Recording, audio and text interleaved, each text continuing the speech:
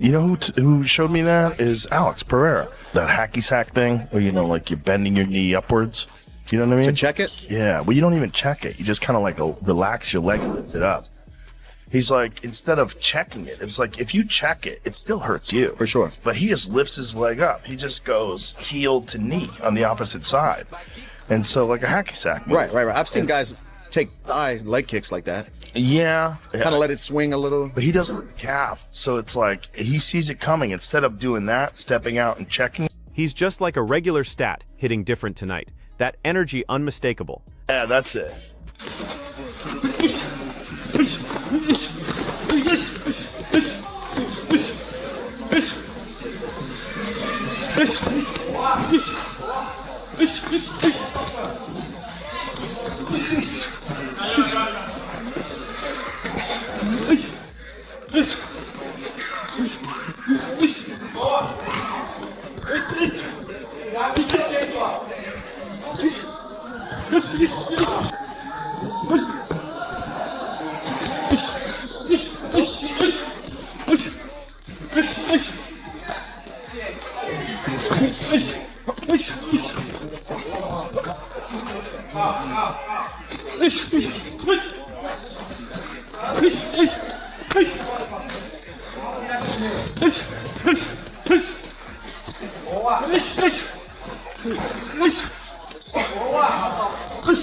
Alex Pereira has returned to training with serious intensity, preparing for his massive showdown against Ciryl Gane in what promises to be his most challenging heavyweight debut yet. Gane represents something entirely different from Pereira's previous opponents, a naturally larger fighter with extensive heavyweight experience who brings unique pressures to the table. Rather than easing into this transition, Pereira dove headfirst into an early training camp, displaying the focused determination of someone with unfinished business. As the fight date approaches, anticipation continues building while more analysts begin questioning how this stylistic clash will unfold when the cage door closes.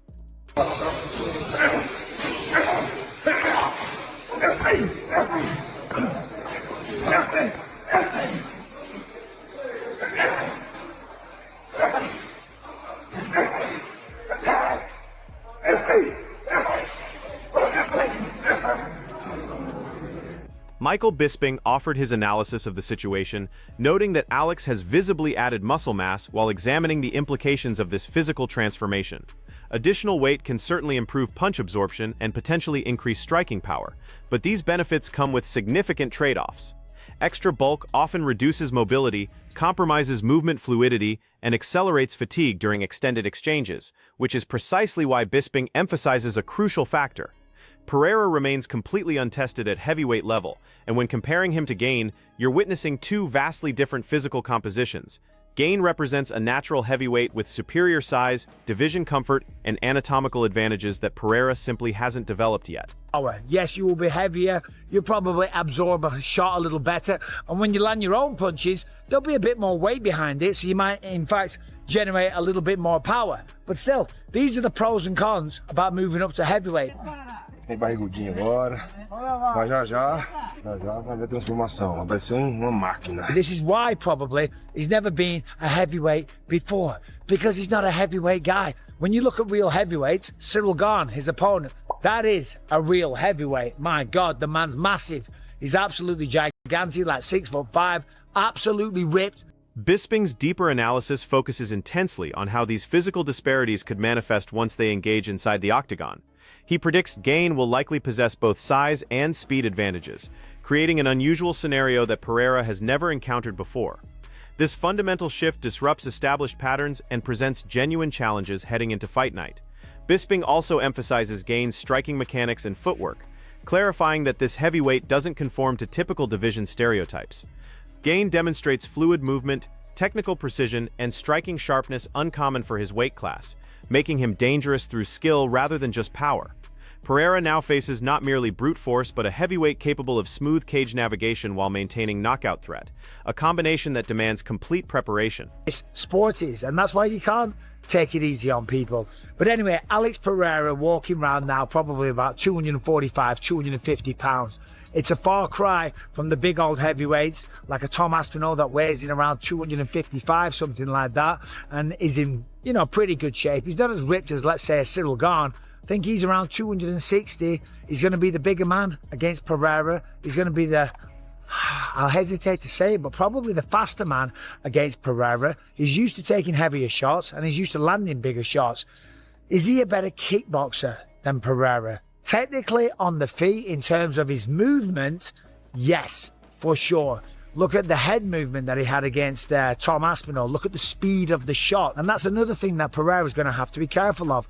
You're not used to moving around that big kind of body, so you will get... Chael Sonnen projects beyond the immediate fight, contemplating what victory would actually generate, and the possibilities become fascinating quickly.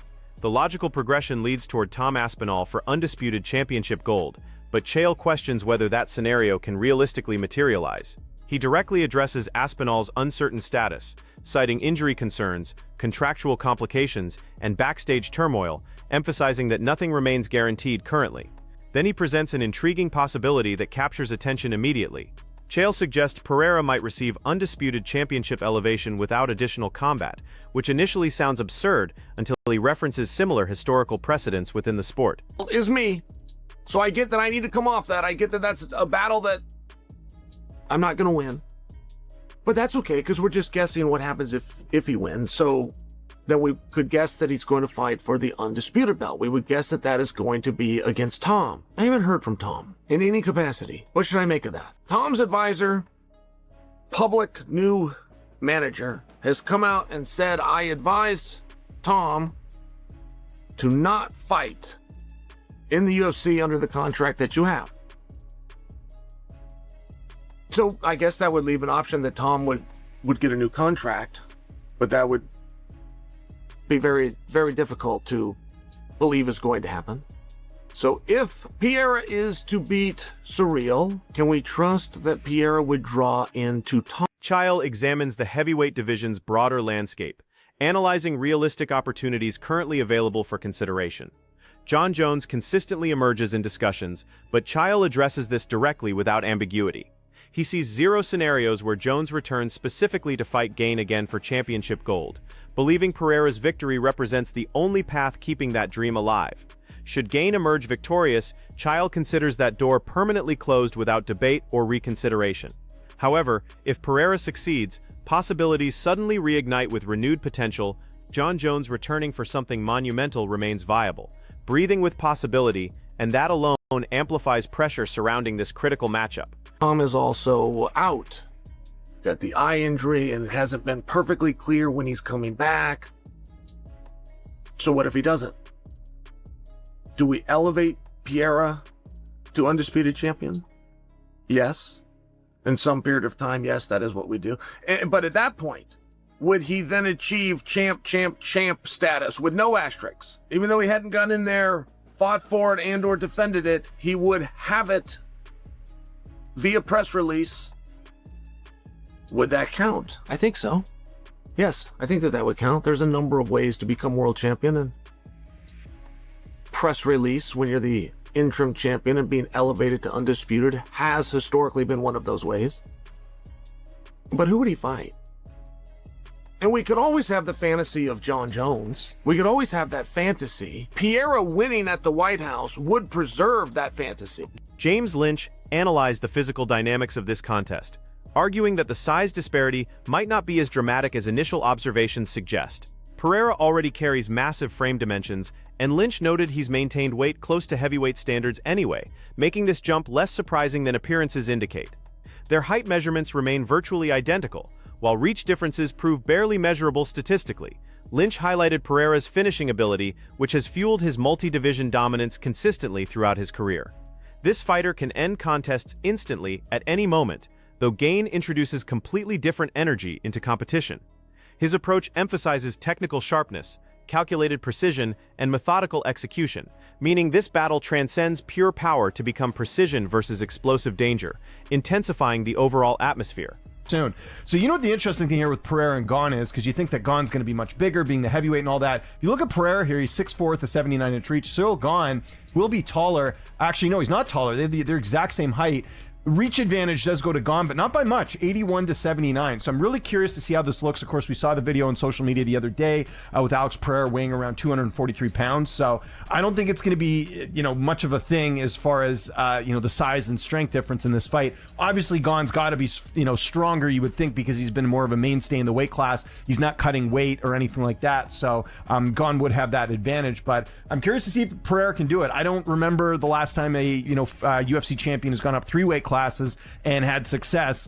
We know that Pereira's had a lot of success at 205, so that certainly, fits the narrative that he can do amazing things here. And at heavyweight, we'll see. But what's interesting is he's fighting a guy in Gane who's also a very good striker. Now, obviously, power-wise, Pereira has that edge here, but Gane, I would argue, maybe the more technical guy, although, I mean, you could argue that Pereira's pretty damn technical, too, some of the shots. Lynch's prediction favored Pereira slightly, and he expressed this opinion without hesitation or qualification.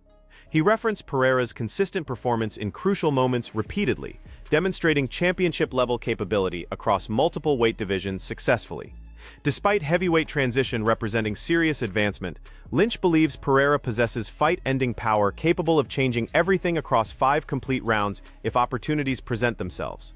Simultaneously, he acknowledged inherent risks honestly and completely. Lynch clarified that ascending to a 3rd division creates massive uncertainty, particularly when confronting naturally larger opponents like Gane. That size and experience combination cannot be dismissed casually, adding legitimate unpredictability to the encounter. Nevertheless, when everything gets considered thoroughly, Lynch returns to one constant element: Pereira's established accomplishments. Given that proven track record, he finds betting against him difficult currently, despite numerous unknowns surrounding this particular matchup. Interesting matchup. My pick in this one, it's tough, man, because, I'm usually the guy that does pick the mainstay in the weight class, although I didn't do that with JDM and Islam. I'm kind of leaning Pereira here only because I think Pereira has achieved a little bit more. The only concern, obviously, is that, he is, this is the 3rd weight class he's competing in. But I do think that Pereira, over 5 rounds can land a good shot and possibly hurt Gane. I believe Tuivasa might have hit Gane and put him in some. I don't think he dropped him, but he definitely connected on Gane. And I remember thinking like, okay, maybe someone can get on the inside. But it's hard to bet against Pereira at this point. So my early pick, if this fight again does end up coming to fruition, would be Pereira on this one. Oscar Willis approached from a different perspective, concentrating on this fight's card positioning and why that placement carries more significance than casual observers recognize. Initially, he expected Pereira versus Gane would headline the event, and he felt skeptical about that arrangement entirely. To him, it didn't seem like the appropriate contest to anchor an entire card independently, especially one carrying substantial expectations behind it, but discovering it was confirmed as co-main event completely transformed his outlook immediately. Now everything made perfect sense. Rather than bearing all promotional pressure, the fight becomes a powerful complement that elevates the card substantially. He views it as significant matchmaking that adds genuine depth and excitement, making the complete event feel stacked, rather than depending solely on one headline to accomplish all promotional work. For me, it was interesting. I did not hear about it. I heard this. I was a bit surprised. Yeah, I heard this fight was. So on Friday, I was told this fight was the main event, Ciryl and Alex, and I thought that was honestly a disaster for the White House. I did not like that as a main event for it at all. Yeah.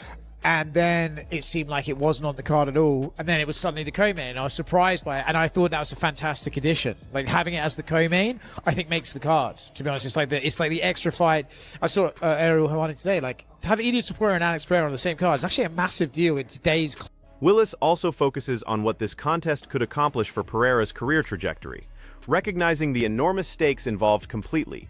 From his perspective, this represents a massive opportunity for Pereira to advance again, particularly entering heavyweight territory where single clean shots can reverse everything instantly.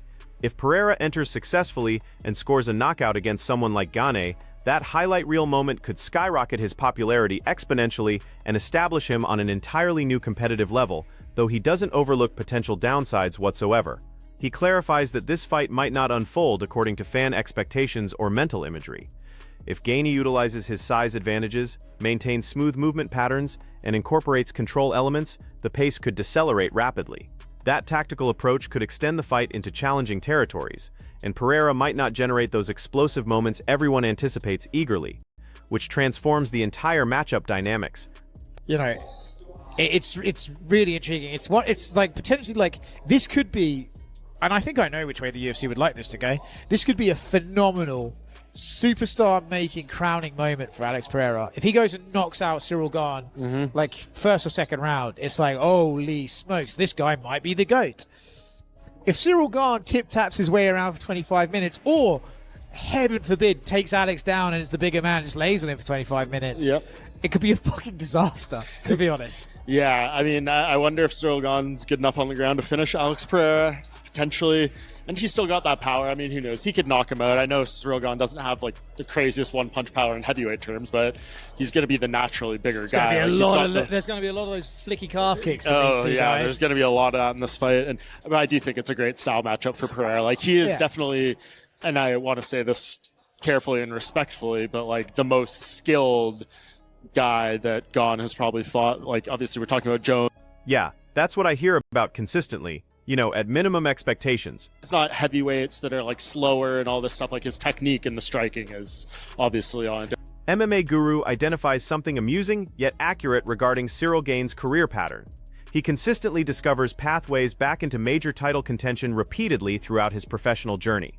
This phenomenon has reached the point where people joke about his ability to secure another significant opportunity regardless of previous outcomes. That established pattern alone makes this fight feel increasingly compelling for multiple reasons. This occasion, though, he believes the matchup strangely favors Alex Pereira, primarily because it should remain standing throughout. However, he immediately dismisses any notion that this creates an easy victory scenario. Just because it emphasizes striking doesn't guarantee Pereira holds locked advantages automatically.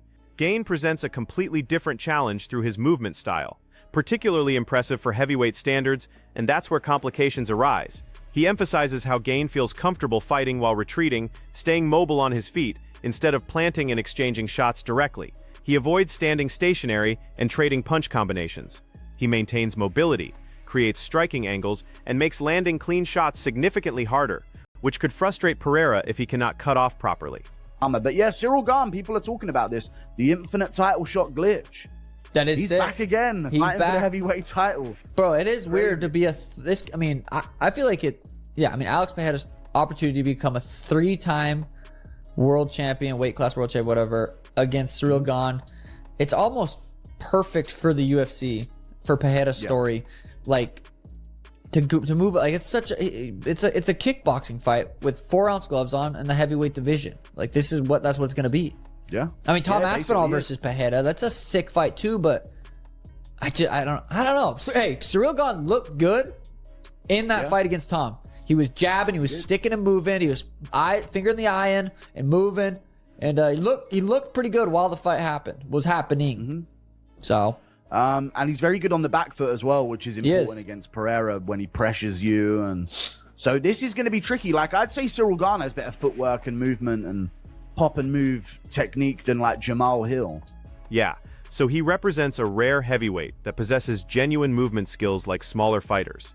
The Guru also explains that Gane isn't the heavyweight type who rushes forward seeking immediate knockouts aggressively.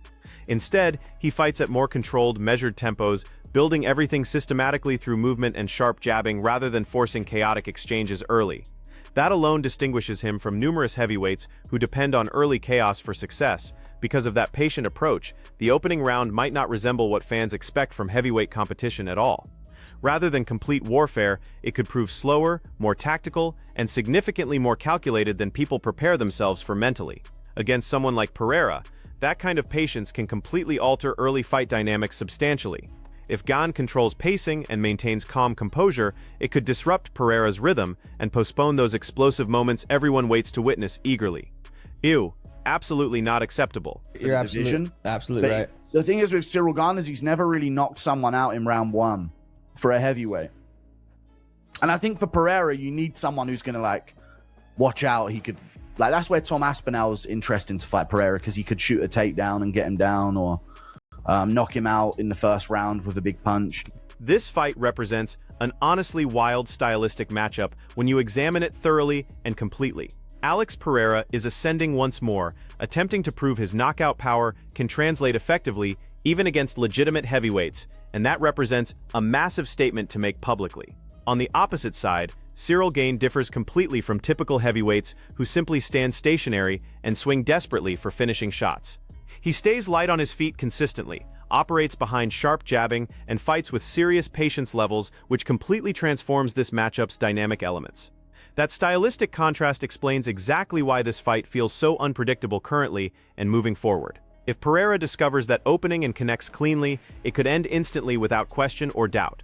But if Gane controls distance effectively, keeps moving consistently, and adheres to his technical game plan, he could extend this into a long, calculated fight that frustrates Pereira and shifts momentum toward his favor completely. Let us know in the comments below who you think wins this fascinating contest.